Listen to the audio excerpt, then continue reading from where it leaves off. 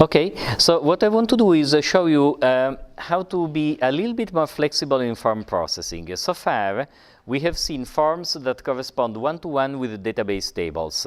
So this is nice if you have a database table and you want to fill it. But sometimes what you want to ask is not really something that fits in a database table.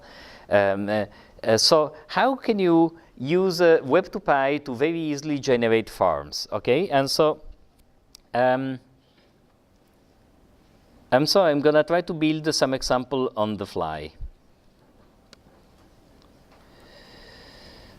I'm sorry, I just want to switch to a bigger font.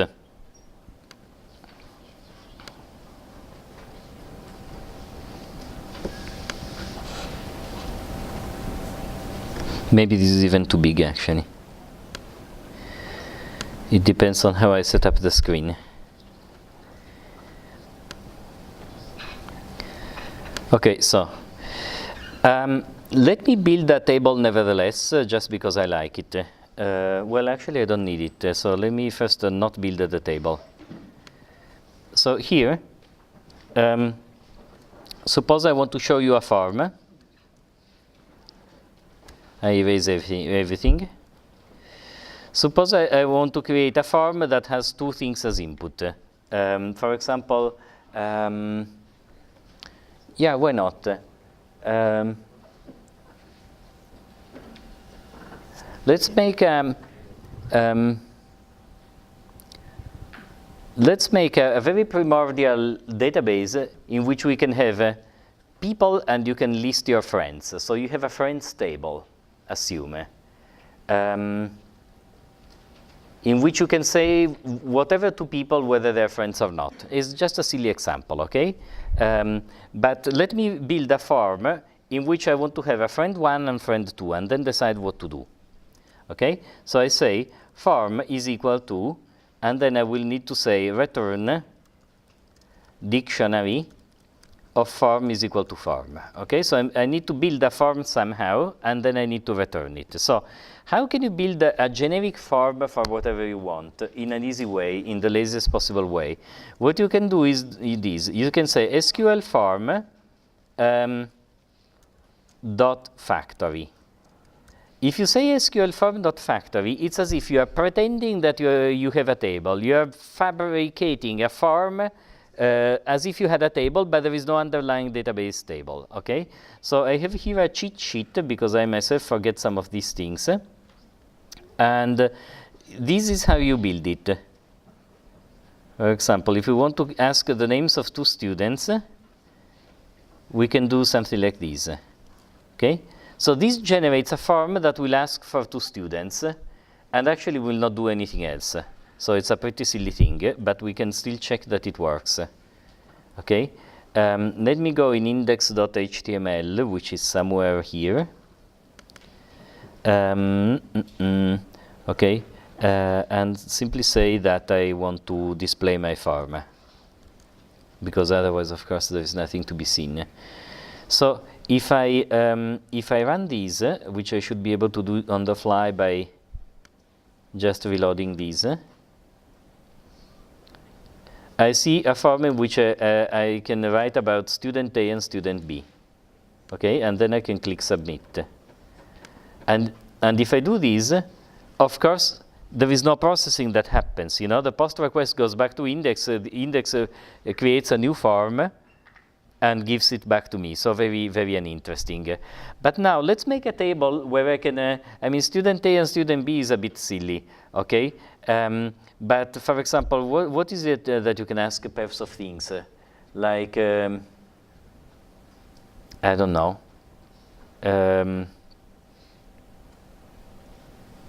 Okay, if in doubt, always go back to cooking. So, so I do something like this. Yeah, db define table compatible. Okay, and I'm gonna list some compatible cooking ingredients as a joke, of course. Okay, but I can say, for example, field ingredient 1. Okay, and field in ingredient 2. Okay, something like this. It's just a super simple example to show you that I can process the form manually. So now here I can say in like first ingredient, and I can say quack. Okay. Why do I say quack? To show you that when you have a field, sometimes in the database you have legacy names that are silly, like these, of course, right? Quack also has the advantage that is almost surely not a reserved word. But later, when you use Web2Py, you say, okay, I gave my field a very silly name, but I need to use a better name for the field now that I want to build a form. Otherwise, it doesn't work. So you can say label is equal to second ingredient. Okay, I commonly do this even because I simply want to have better, capitalization. I often want to capitalize on only one thing. So suppose I do something like this. I reload this page. Okay, yeah, I don't want to do this. I just want to get this page, not. You see, that's a problem of not redirecting when you post a form, that then it asks you that question. You see, first ingredient, second ingredient. Notice that this is lowercase because it's using exactly what I told it to use, okay? So if I go here, now I can say actually the first ingredient, okay, label is equal to first ingredient. And I can even say translate it for localization, right? So, you can also have a default if you want. For example, the default is pasta, okay? Well, pasta is not a real ingredient, garlic, okay? Okay, so if you do this and you get the form again, okay, you also get the default value. What I want to say is essentially that all the specifications that you could have while building the database table are available here when you build the form, okay? So suppose you do this, and maybe let me write here second ingredient just because I feel too silly otherwise. Or maybe I simply can call them ingredient 1 and ingredient 2, right? Since these names don't matter anymore for the UI, I may want to just use short names, okay? So now, suppose I want to process this form and actually add this data to my table. And I need to do it by hand because now the form is uncorrelated to the table, okay? So I can say if form process, and here I could call a validator accepted, okay? And here I can do some stuff, okay? And at the end of these, I'd say redirect of URL default index, okay? So that I go to the next place with a get URL, okay?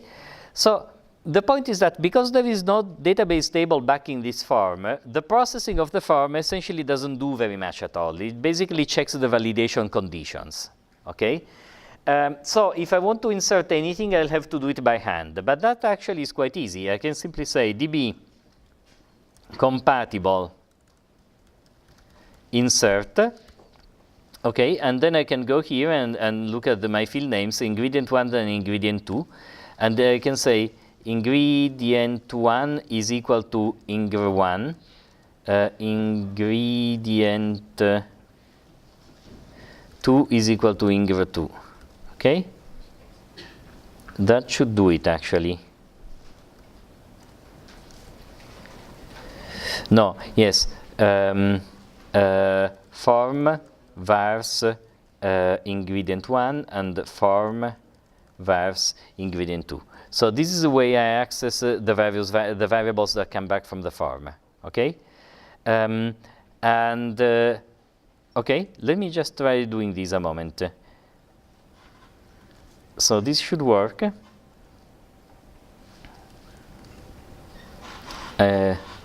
I reload the page, okay?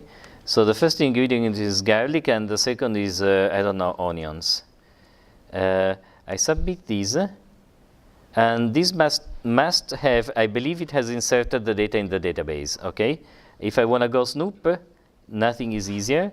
I can go in one of these places, okay? I'm in the right place, I think, and I can say SQLite 3, storage.SQLite, select star from compatible, okay?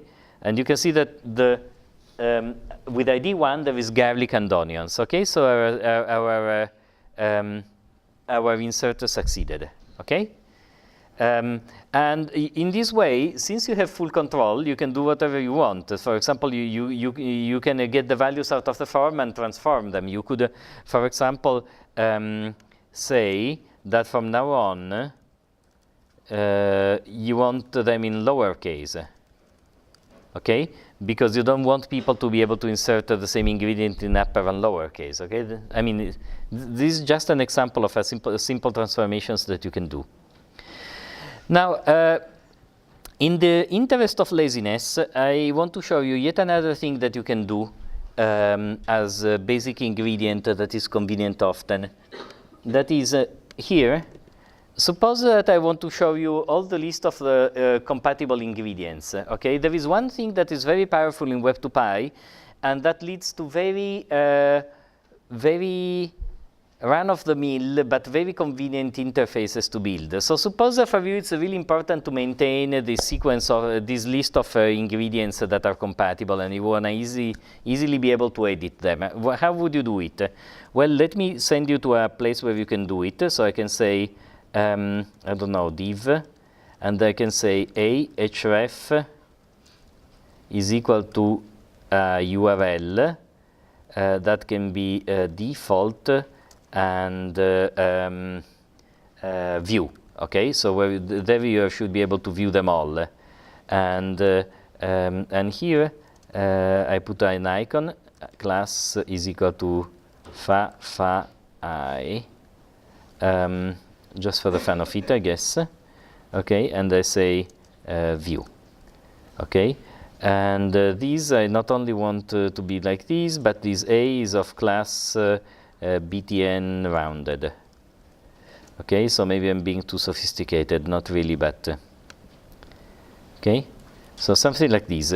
This should create a round button that takes me to another place where that is called view. Just for the fun of it, is not so important, right? But so if I reload this page, yeah, I see this view button. I should enlarge a bit. Hey. Yeah, I see this view button, okay, that sort of would lead me to a page that at the moment doesn't exist. So, so how to build a page that enables me to have an easy view on this table? I go here, I go in default, and so I say now def view. Okay, so there is a construct that is called an SQL form.grid that is able to generate tables in extremely flexible ways, and I think it will be very useful to you at the beginning. Often when one builds a site, you build some parts well and some others you build just quickly. You know, you either have some pieces of the interface. For example, imagine that I'm building an e-commerce site. Maybe the user-facing side is very polished, right, with everything that you just click and but then you have a backend in which the shopkeeper is able to go in and should be able to sort, search for products, search for all the products that have quantity smaller than 10 so that he can reorder for the next week, and do whatever like this, right? And often you want to just be able to put up these interfaces quickly. So one way that I also have in my cheat sheet, so I will copy and then adapt, is called the SQL form grid, and it has many options. So the options are so many that in fact it has become too complicated, and I think from time to time Massimo Di Piero and company say that they actually want to redo these, but the problem is that it has become so full of functionality that they never want to redo it in practice, right? So the idea is that we form a grid in which we can say exactly, this is code that I copied from CodeGrader just out of laziness to have to have some starter code, okay? So Q is a query. And in this case, I can say DB compatible all, so that this will fish out anything. This is a generic query that asks for all the possible rows.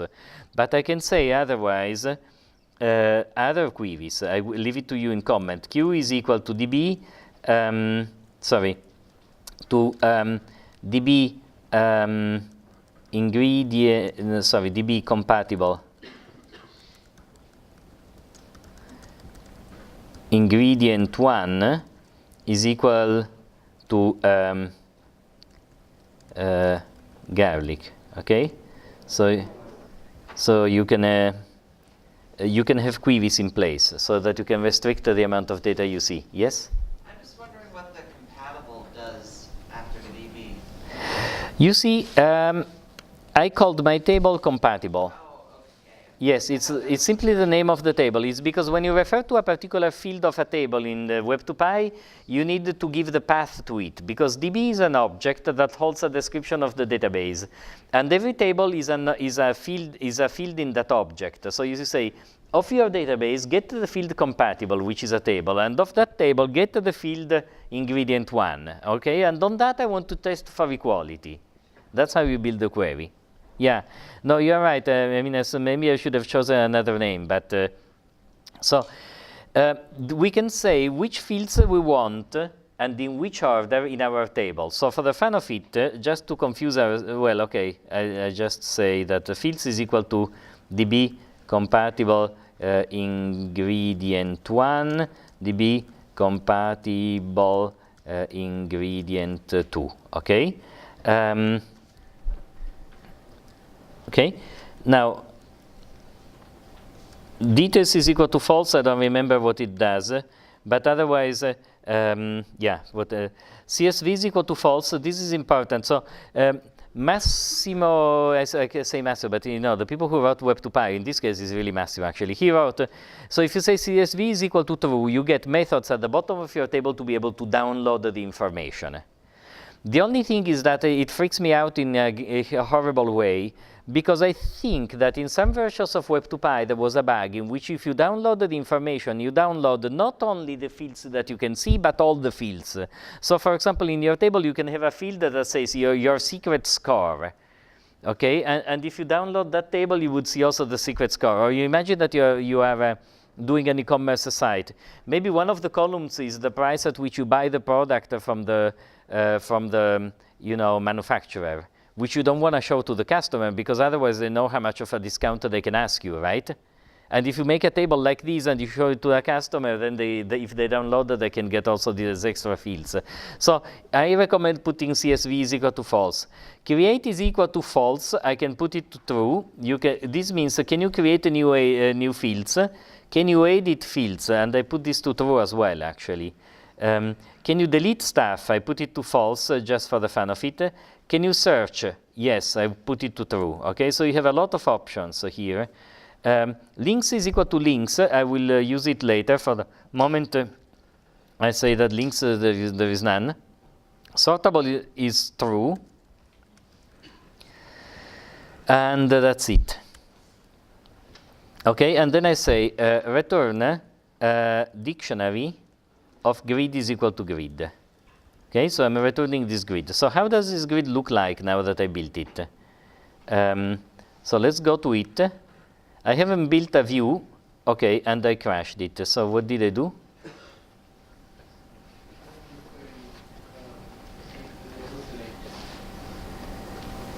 Wait a moment. There should be a way for me to...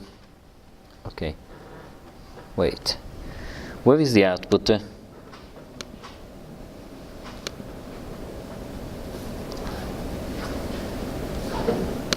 Hold on. 1 second. Okay, so maybe this will tell me. SQL object has no attribute DB.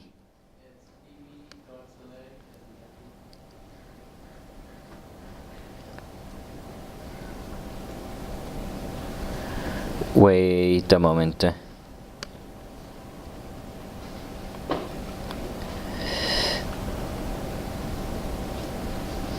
Sorry? db.select and then inside that is maybe not compatible at all? No, I don't think so. I mean, I can look at an example, but I think, for example, DB compatible ingredient 1 is greater than A. Let me see whether this works. This should just be a query.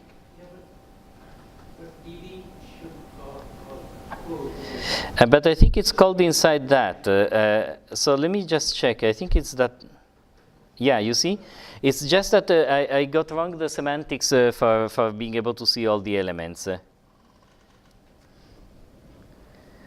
And it's not greater than A because, you know, garlic with a capital G is smaller than A, lowercase a.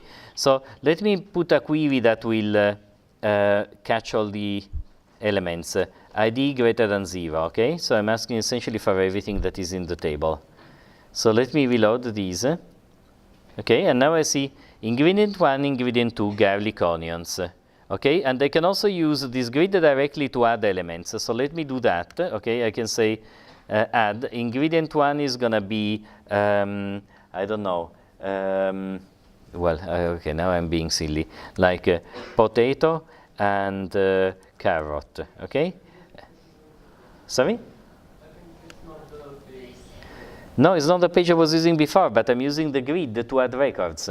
Okay, so the grid enables you to add the records because I said in the definition that insert is equal to true.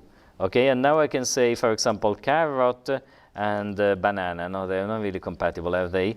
Zucchini, a bit better, no? Something like this. And you can sort. You see, this gives you automatic sorting. And you can search. For example, oh, I left the search term blank. But if I want to have anything that has a carrot, I can search, and I just get the 2 rows that have a carrot. No? So this is essentially built into Web2Py, and it's incredibly convenient. You can even edit a field. For example, do you say, you know, I never like in English that carrot is singular, and zucchini, that is what people say, in Italian is the plural, right? Zucchino, if it's just one, it should be, right? And then it would be better, I guess. I mean, I don't mind, but everything is singular or plural, so zucchino, thank you. Otherwise, you know, potati, you know? Yeah, I'm joking, I guess, but, but you can edit stuff. You know, this is just because I did better to write a view, okay? And so you have all the choices. So, right. So, this is what I wanted to show you to you before I got then into JavaScript and into more complicated things. So, are there any questions now before I slowly try to build up the framework for actually doing more interesting stuff that is in which we have the server talk to the client. Because once we start doing that, we'll have you know, exponentially more fun, I guess. Is there any problem so far, or should I slowly start to build up the rest? Okay, let me start then.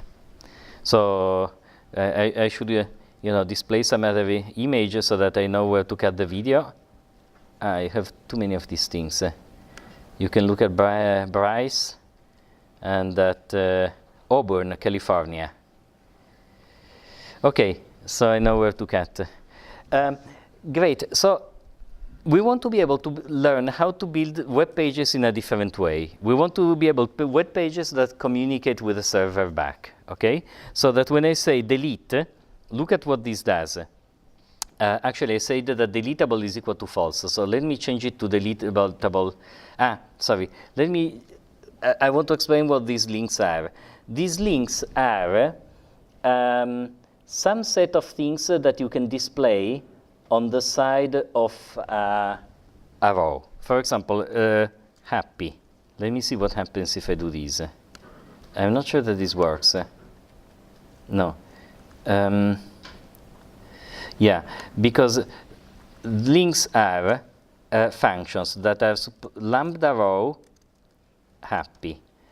they take as input a database row and they give you as output what you should be displaying. So now I'm displaying happy. That's not very useful, you would say. But suppose I want to make a function that when I click, puts stuff into lowercase. I just want to show you these and then I go back to my previous programming. Sorry, I wanted to tell you this because it adds a lot of flexibility to the grid, and I just forgot. So now let me imagine that I want to display there a button that transforms the information in the row into lowercase. How do you do that using these links? Well, one thing that you can do in order to test the water is this. Instead of happy, I can say string of row.id. Okay? Now let me reload to show you the effect. This tells me that this is ID 3 and this is ID 2. Okay? Fine. So I can get the row ID. Now I want to build something. I want to build a button that when I click it will do something and reload my page. How do I do that?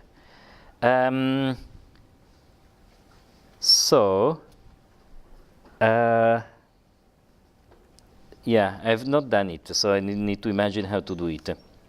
But the first thing is that I have to return a button to you, right? So instead of this, I have to return an A. You know, A is an anchor, right? It's the same thing that we are using here, no? So every HTML element has a Python helper. So I'm returning an A anchor that leads me to a page. So the href element, okay, let me not do this. Let me say simply, this is called like put lowercase r.id. So that I defer the complicated work to something that I write in another place. I never like doing too much mess in a single place. Def put lowercase row ID. Now I can write with more quiet, okay? And so I want to generate a button that takes you somewhere. And so I can say return A of href is equal to a URL default to lower. Okay, I can invent the method. Args is equal to row ID. Okay? So this generates an A tag with the correct href. I can say that the class, because I can do it here as well, any attribute that in the tag appears, normally it has an underscore here in the Python helper, okay? So the class is btn rounded orange, just for the fun of it. Okay? And I also want to say what is the text that appears in the A. And so the text will be make lowercase. Okay? So this helper should work in generating a button. The button still doesn't do anything, okay? We still should need to figure out what the button does, but this should at least display the button. Okay, so I got the button, and when I click it, I go to the appropriate place. I go to start default to lower 3. Okay? Now, I need to actually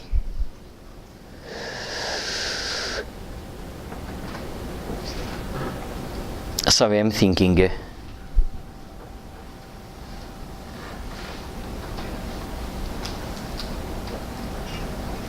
No, I don't think I can do it in a very much better way. Yeah, I'm sorry. So yeah, we need, if we were using JavaScript, I would be able to make a call to the server. The server would turn it into lowercase. I would turn it in the lowercase in place in the web interface, and everything would look really glitzy, right? Instead, it will look really bad, but it will still turn into lowercase. And I just do it because it's an exercise for you to see how this communication is done. So now I need to write this method, def. You know, I need to implement the toLower method. So toLower, and here what I do is the following. I say row is equal to db compatible of request args 0. Okay, I take the first request argument, which will be the row ID. Why do I use a round parenthesis here? Because this is a trick that you can find in the Web2Py documentation. If you use a square parenthesis, like when you access an array, you get an error if the array element is not there. These round parentheses are a trick invented by Web2Py so that if the thing does not exist, instead of an error, you get the value none. Okay? So I can say if row is none, okay, then I can say redirect default view. Okay, so I simply send you back to the view. Of course, I forgot to say URL. Sorry. Okay. So if you cannot find what you want, you do it in you do this. But otherwise, I can say row dot in ingredient 1 is equal to row dot ingredient 1 dot lower. Okay. Row dot ingredient 2 is equal to row dot ingredient 2 dot lower. Okay, so I turn them into lowercase. Row dot update record. Am I writing stupidities? No, it should be correct, right? Except that these lines need to work in the other case. And so this redirect line is actually what I want. So I just move it here. And say if row is not none, okay, and zap, okay. So this is why I like PyCharm, because I can reformat my code if I started with the wrong foot, okay. So this seems to work. So it's an extremely poor way of implementing what I want, because what happens is this, that if I'm looking at the table and I click, the change will be done in the database, but then I will be sent back to the table anew, and so all my filtering and sorting and whatever else I may have done will not be preserved. So in this sense, this is a bad way, and I don't want to really teach you how to do it better, because once we have in JavaScript, we will be able to do it better. I just want to show you the power of being able to decorate a table with additional methods. So now I have carrot and zucchini. I click here. And if everything works, carrot and zucchini has become lowercase. Yes, and I can make the other lowercase as well. It's only that you see every time I click these buttons, I may have sorted things in a different order. And still, when I click on the button, I land back on the page and lose the context. And there is a way actually to preserve the context. If you want to dig into the Web2Py documentation, there is some way in which you can do that, but it's not very pleasant. And so I don't particularly recommend it, because you end up spending a lot of time digging into the documentation and learning essentially one-off tricks, whereas what we should really be doing is be able to use these tables and develop them in the modern web design approach, essentially. But at least you know that you can do these kind of things. And actually, CrowdGrader is built a lot with these things, the interface for the instructor. There is a button, for example, that says, I can get more information about an assignment, I can get more information about this or that. Essentially, you can have tables in which you can design your own columns. Another thing is this, for example, you can have a column that says, I don't know, height, width, and depth, and out of those 3 columns, you can create yourself another column in which you just generate the volume of the object, right? So this enables you to compute any additional value you want and display it. In this case, my additional value is a button, but it can be just about anything. Okay? So I stop here with the pure Web2Py part, and now I start for real the other part, because we need a few ingredients in order to be able to write a JavaScript that runs in the browser. The 2 main ingredients we need are JavaScript and also some way of sending values back and forth.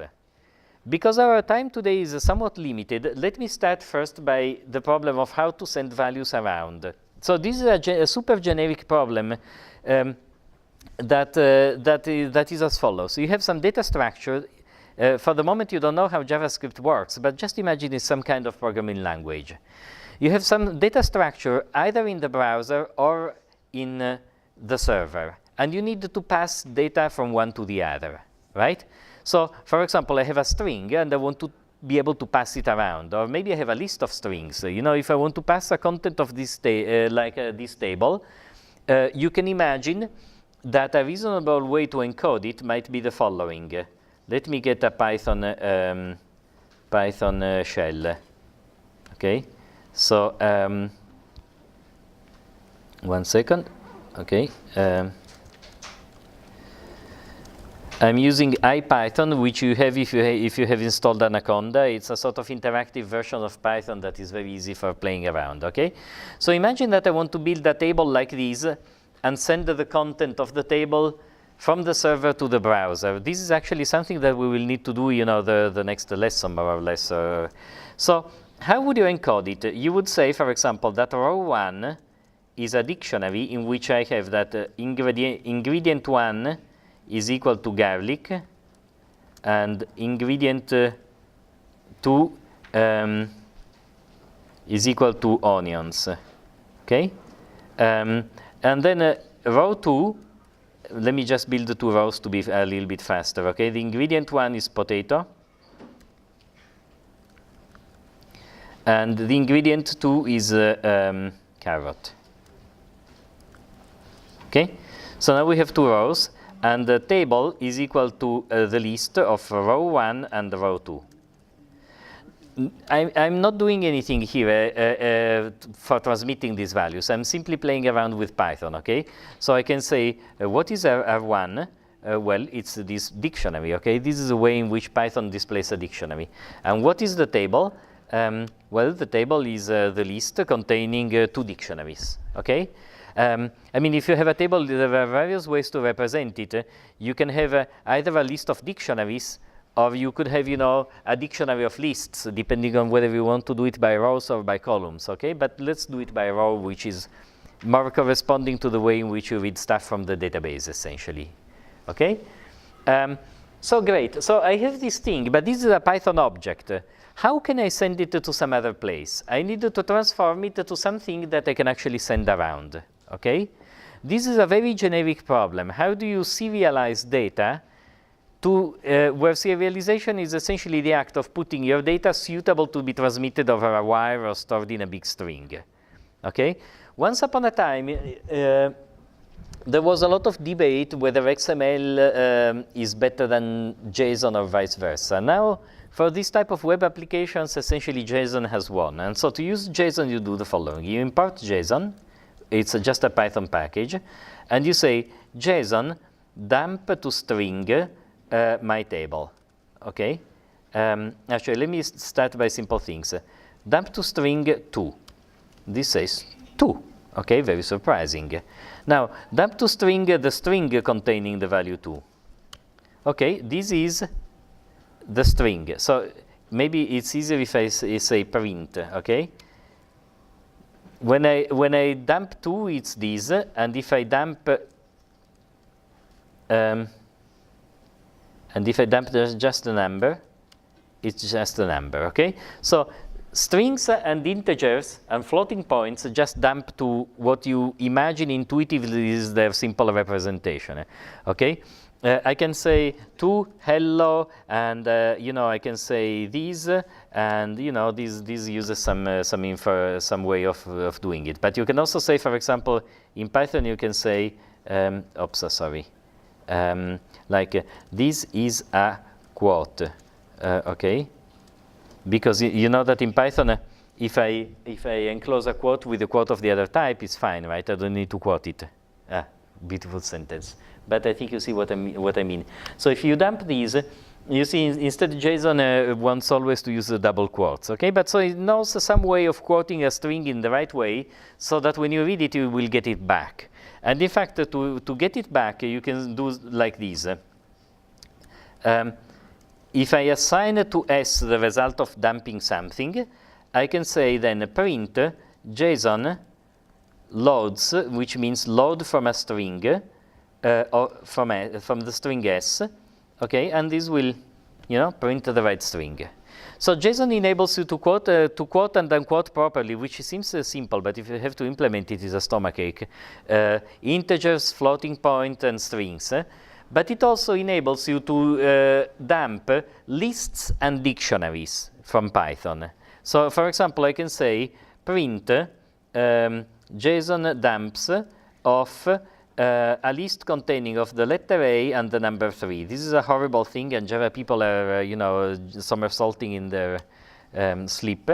But in Python, you can have lists of stuff that is of different types.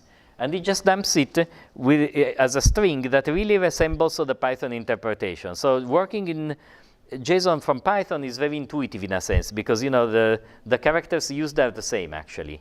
Okay, so and I can ask it to dump the whole table. Okay, and it seems it has done the right thing. Now there is one catch that always bites me because I also forget about it, and that is due to the correspondence of JSON and JavaScript. JavaScript, we will see it immediately afterwards. JSON has this constraint that it can almost dump correctly every dictionary, except for a nasty fact that the key, these things like ingredient 1 and ingredient 2, needs to be a string. So in Python, you can perfectly well build a dictionary that works like this. The element with ID 1 is cat, and the element with ID 2 is dog, no? And the element with ID 3 is, I don't know, bird, okay? This is a perfectly good Python dictionary. Not only is it good, but it's quite intuitive to use, because since when we read stuff from a database, every row has an integer ID, you may want to use that integer ID as the key, no? I mean, it's sort of semi-reasonable to do that quite often, really, frankly, no?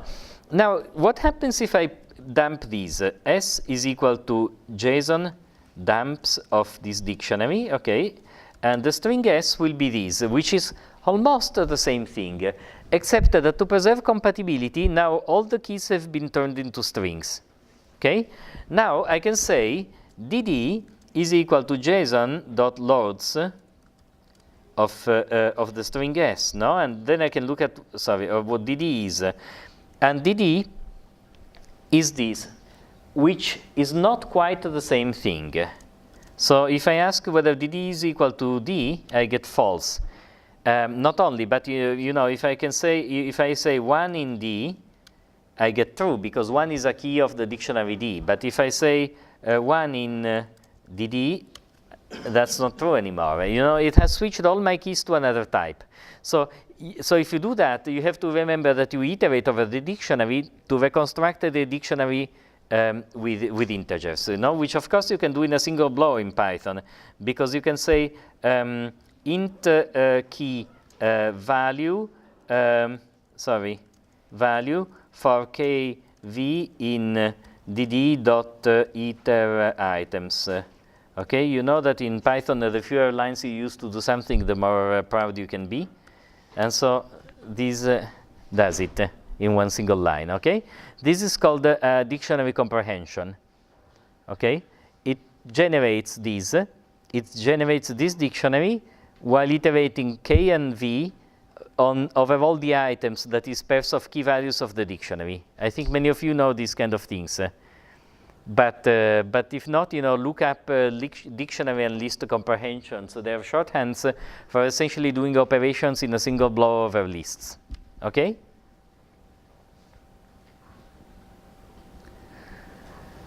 So we will use JSON as a way to send the data back and forth. Okay? And this is used almost universally in web design. Now, what is JavaScript? So the idea is this, okay, that we load a page, and the page will include the JavaScript that runs in the browser and will ask for information from the client, and we will see later how to build all that, okay?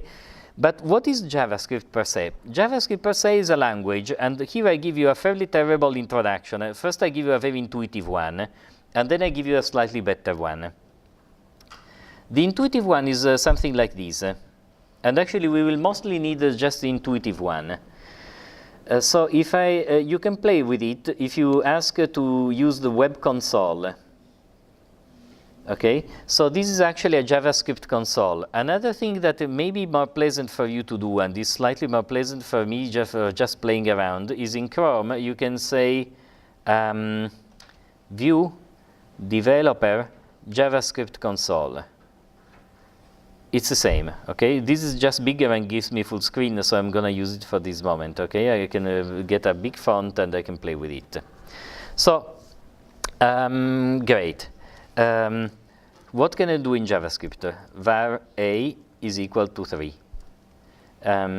This tells me undefined, but it's just because, you know, the result of the assignment is undefined, you know, because 3 went into the variable a and there is nothing else that went outside. So it's not something strange, it's normal. Okay, this is just an assignment in JavaScript. You can say, what is a now? It's equal to 3. Great, aren't we happy? Then I can say a plus 1, and the value of this is 4. You see, if I say b is equal to a plus 1, of course, you know, this is a statement, and the value of a statement is none, so or undefined. Or sorry. This does it, but if I define that the variable b is equal to this, I get undefined. Okay, so this is great. There are some crazy things that are semi-crazy. For example, what is a again? A is equal to 3. What is a plus 2? This is not an error, but it's 32. Okay, so because JavaScript has these implicit typecasts, that when you do an operation to a string and a number, it decides, well, the safest thing is to cast them to string. And so, you know, I first cast both of them to string, and then I do the operation that you ask me to do. But it's not that simple, actually, because let me play. I don't know all the rules, I want to say. But for example, what is a minus 2? Okay? Any guess? It's 1.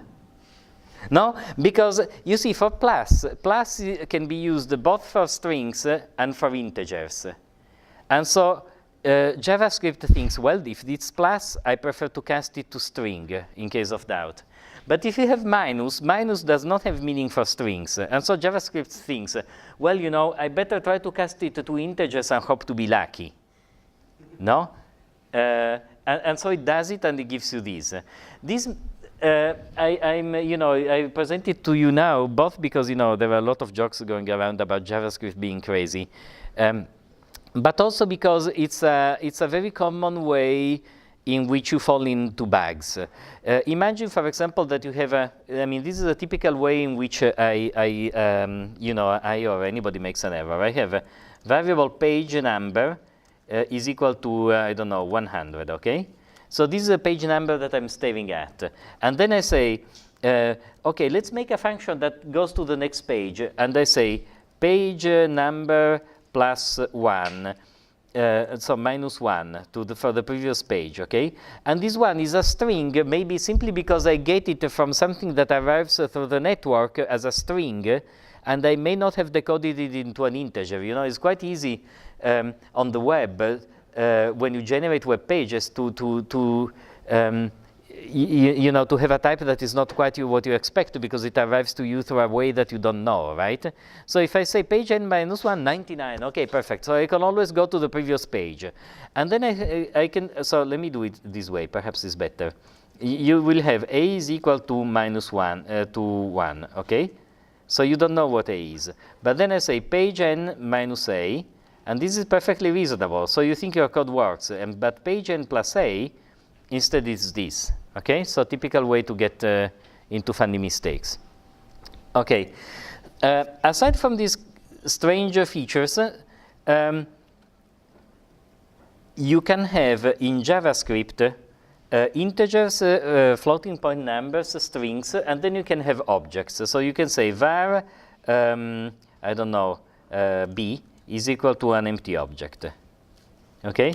So it's in a way, an empty object is similar to a Python dictionary, but it works in a slightly different way. For example, I can say b.bread is equal to 1, and b. What is bread? Water, I don't know, is equal to 3. Okay? And the object B looks a little bit like a Python dictionary, and you can explore it in various ways using this UI if you want. Okay, so these are the fundamental types in JavaScript, and so okay. So let me give you. Let me keep playing here while I go.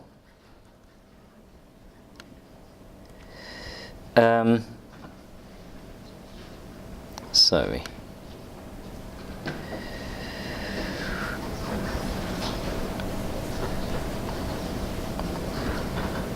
I want to give you some slides that do a very nice job of presenting some JavaScript features. Actually, the slides are not by me, but nope, that's not what I wanted.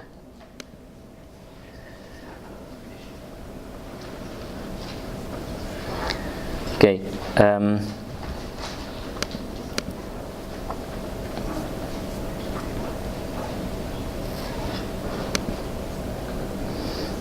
I'm fishing it out from last year.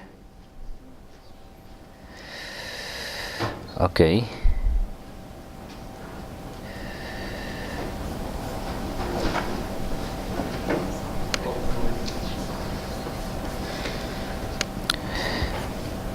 Yeah, no, it's just silly. I mean, yeah, whatever.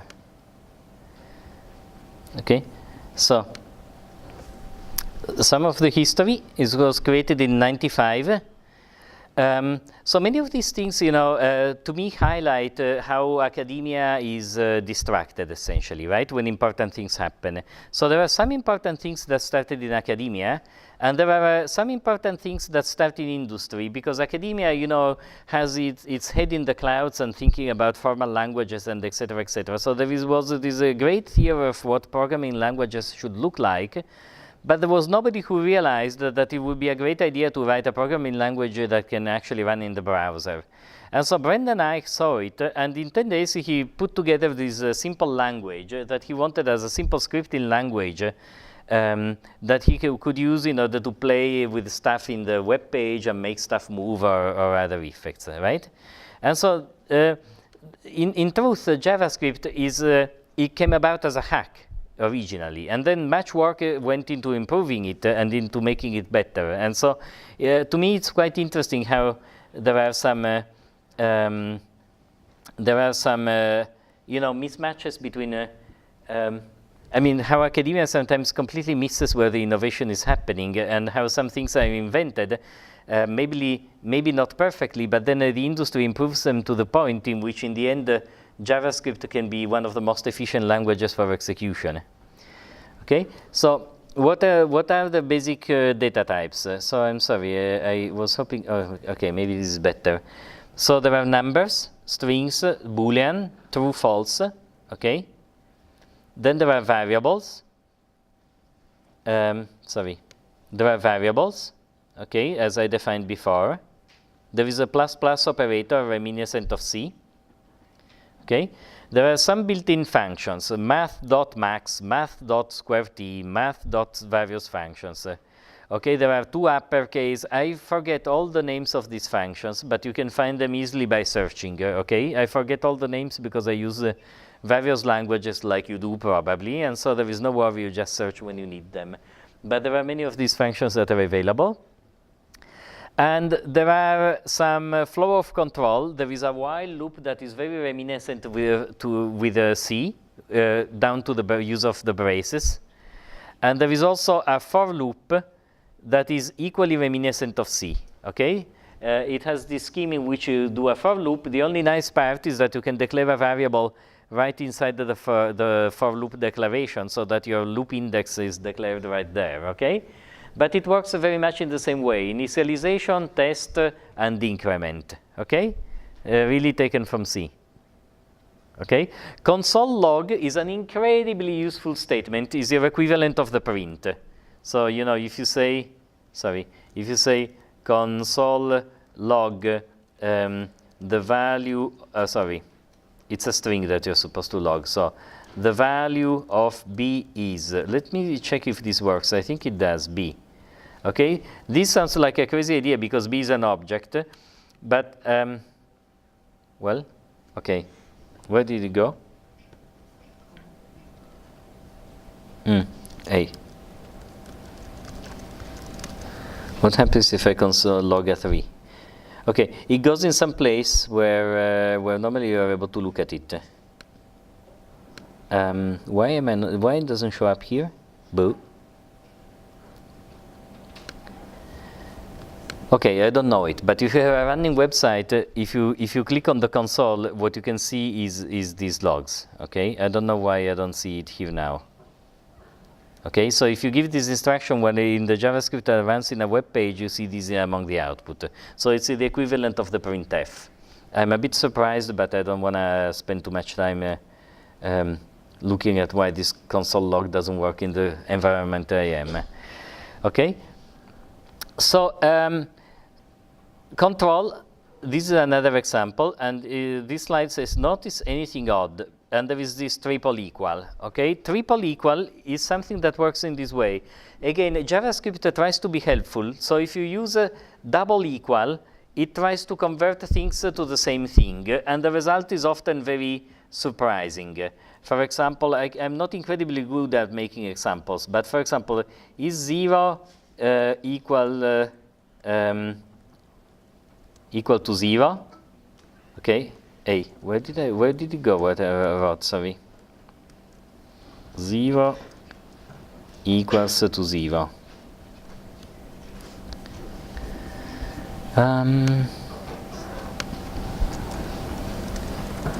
So if I do this,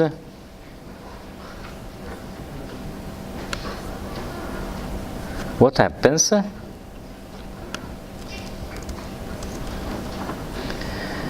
The output is going to some other place that I don't know. Okay, fine. Let me begin again. View, developer, JavaScript console. Okay, A is equal to 3. Okay, now I can see the output again. 0 is equal to 0. This is true. 0 is equal to 0. This is true. 0 is equal to 0. This is true. Okay, there are some ways of making these things false, which I don't remember. 1 is equal to 1. True.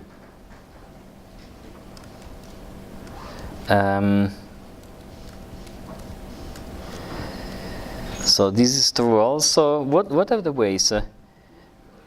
Sorry? Eh? Yeah, triple. I mean, yeah, triple equal would check the type, but there are these things that are asymmetrical, in which one is equal to the other, but not the other is equal to the one. If you want to amuse yourself, maybe I should just teach you how to have fun rather than trying to do it for you. You can say like JavaScript typecasting strange, you know, and so you can look at various of these blogs and see some of the strange properties of the normal equality. No, this is more complicated. Let me go back to the other search result. This is more elementary.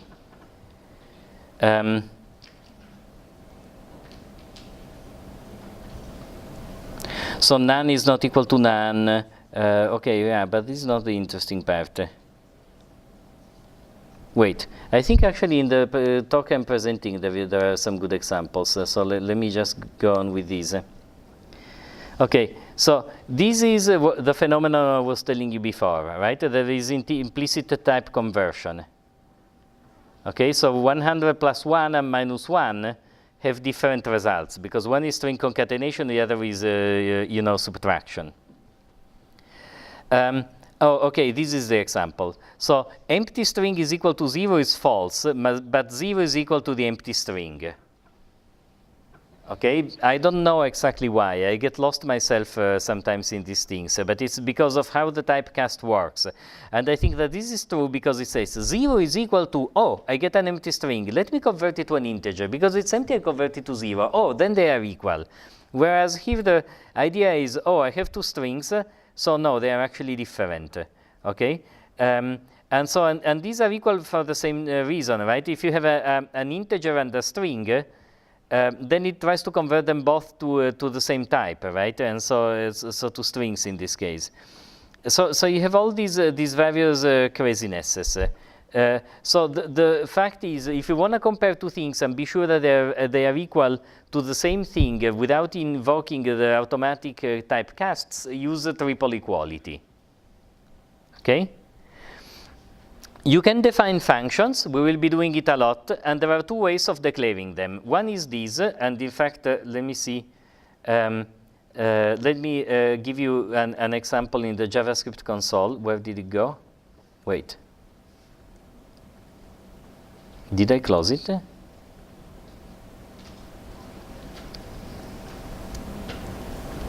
Apparently. A moment. View. JavaScript console. Okay. So you can say function f of x, and you can say return, I don't know, x plus 1.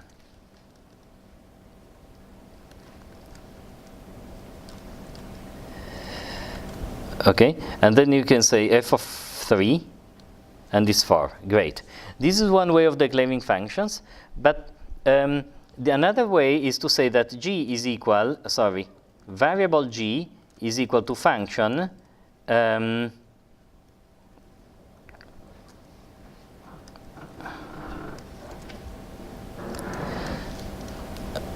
okay, and you can say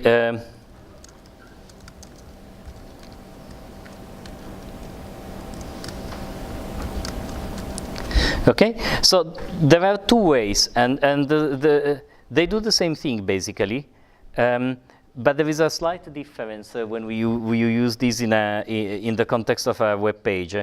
So you see, functions, as in some languages, are first-order objects. They are entities that you can assign to variables as values inside JavaScript, right?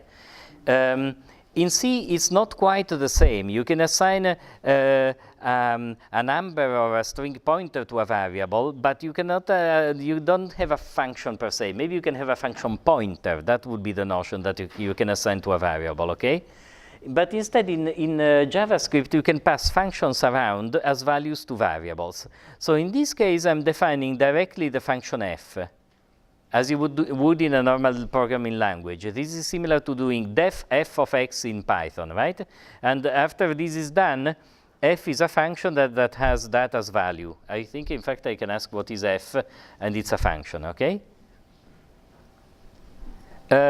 Another way of declaring functions is to say, let me build a function object. This is an unnamed function object. It's similar to a lambda expression in Python, okay?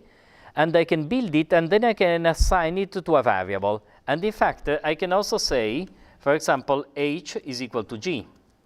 No? I mean, I'm simply copying the value around, okay? And so what is h of 8? It will be 9, right? So you can pass around functions, which is quite useful. Now, what is the difference between these two ways of declaring functions? Generally, browsers interpret these two statements in a different way. When you say function f, the function declarations are all immediately interpreted before the code is starting to run.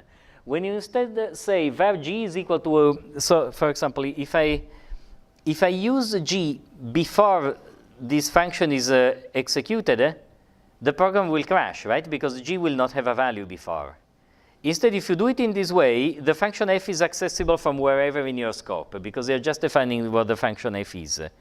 This is a minor difference, and it depends in part on your style, which of the two notations you like the best. Okay? So let me go back to these.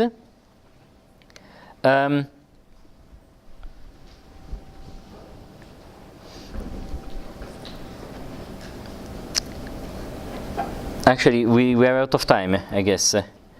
So there is some material on function scoping. So I will leave these notes for you to look at, and we continue next time.